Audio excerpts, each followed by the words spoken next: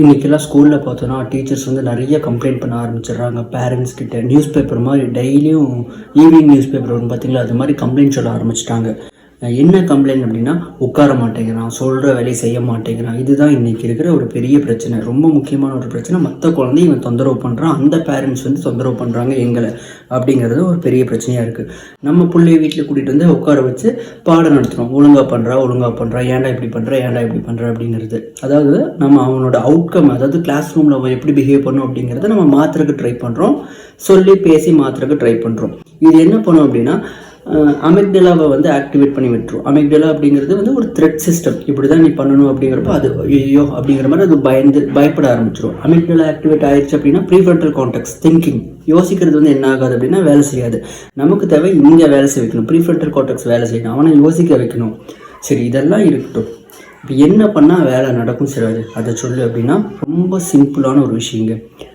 ஒரு ப்ராசஸ், அந்த ப்ராசஸை வந்து அவனுக்கு ப்ராக்டிஸ் பண்ண வைக்கணும். ஒரு அரை மணி நேரம் இல்லை, முதல்ல ஒரு 10 நிமிஷம் வீட்டில் உட்காந்து பேசாமல் யாரையும் நோண்டாமல் நச்சாமல் ஆக்குப்பை பண்ணிக்கும். உன்னை நீயே ஆக்குப்பை பண்ணிக்கும். ஒரு ஆக்டிவிட்டியை உட்காந்து செய், அவ்வளோதான். 6:30 மணிலேருந்து 6:45 வரைக்கும் ஒரு 15 நிமிஷம் ஒரு வேலை செய், போதும், சந்தோஷம். இதுவே பார்த்தோன்னா இதை ப்ராக்டிஸ் ஆகிறதுக்கே ஒரு 3 வாரம் 1 மாதம் ஆகும்னு வச்சுக்கோங்களேன். இதுக்கப்புறம் அந்த அரை மணி நேரம் என்ன ஆகும்னா மெல்லமாக அதிகமாகிட்டே போகும். அப்போ என்ன ஆகும் அப்படின்னா, கிளாஸ் ரூமில் அவனுக்கு அந்த இம்பல்ஸ் பிஹேவியர் வந்து நல்லா ரெடியூஸ் ஆக ஆரம்பிக்கும். ஸோ இதோட அவுட்கம் நம்ம கிளாஸில் நல்லாவே பார்க்கலாம், அமைதியாக இருப்போம். ஆனால் நான் ஒரு அரை மணி நேரம் உட்கார வைக்கிறேன், ஒரு 10 நிமிஷம் உட்கார வைக்கிறேன் அப்படிங்கிற பேரில் உட்கார வச்சுட்டு, இந்த 10 நிமிஷத்துல இவ்வளோ தான் எழுதுனியா, இதுதான் பண்ணியா, இது பண்ணால் நீ எப்படி உருப்பிடுவேன், இதெல்லாம் ஒரு வேலையா அப்படிங்கிற மாதிரி உட்காந்து ரொம்ப ஸ்ட்ரிக்டாக இருந்தீங்கன்னு வைங்களேன், மறுபடியும் அமிக்டலா தான் ஆக்டிவேட் ஆகுமே தவிர ப்ரீஃப்ரண்டல் வேலை செய்யாது.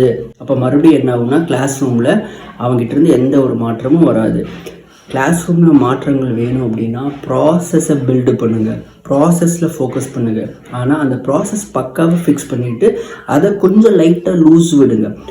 ப்ராசஸ் ஃபிக்ஸ் ஆகிடுச்சு அப்படின்னு சொல்லிட்டு இதை ஒரு பாயிண்ட்டுக்கு அப்புறம் ரொம்ப மூடலையும் வைங்களே, உடஞ்சிரும். அது மூடிட்டோன்னா அவ்வளோதான். அந்த மாதிரி என்ன பண்ணுங்கள், லைட்டாக ஒரு சின்ன ப்ராசஸ் எடுத்துகிட்டு போகிறதுக்கு ட்ரை பண்ணுங்கள். ஒர்க் அவுட் ஆகும். நான் பண்ணி பார்க்குறேன், என்னோடய ஸ்டூடெண்ட்ஸ்கிட்ட இது நான் ரிசல்ட்ஸ் பார்க்குறேன். பட் கண்டிப்பாக உங்கள் குழந்தைங்கள்ட்டையும் நீங்கள் நல்ல அவுட்கம்ஸை எதிர்பார்க்கலாம்.